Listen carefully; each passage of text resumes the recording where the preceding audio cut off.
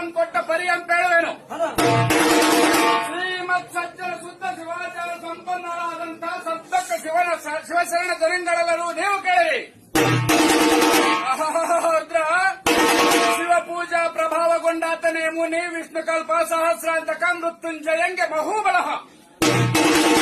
ಹೀಗೆಂದರೆ ಮಾರ್ಕಾಂಡೇಯನೆಂಬ ಋಷಿಕುಮಾರನಿಗೆ ತನ್ನ 16ನೇ ವಯಸ್ಸಿಗೆ ಮರಣವು ಬರುವುದೆಂದು ವೇದ ಶಾಸ್ತ್ರಗಳೆಂದರಿತು ಸದಾಕಾಲ ಶಿವಧ್ಯಾನ ಶಿವಪೂಜೆಯಲ್ಲಿಯೇ ತಲ್ಲೀನನಾಗಿರುತ್ತಿದ್ದನು.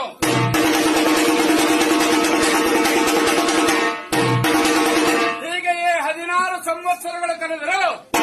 ಶಿವನ ಪ್ರಾಣವನ್ನು ಒಯ್ಯಲು ಯಮದೂತರು ಬಂದು ನಿಂತರು. ಈಶನ ಪೂಜೆಯನ್ನು ಲೇಸದಿಂದ ಮಾಡುತ್ತಿದ್ದ ಮಾರ್ಕಾಂಡೇಯನನ್ನು ನೋಡಿ ಗದಗದನೆ ನಡುಗಿದರು. ಇವನನ್ನು ಯಾವ ರೀತಿ ಹಿಡಿಯಬೇಕೆಂದು ತಿಳಿಯದೆ ಪುನಃ ಯಮಲೋಕಕ್ಕೆ ಹೋಗಿ ನಡೆದ ವಿಚಾರ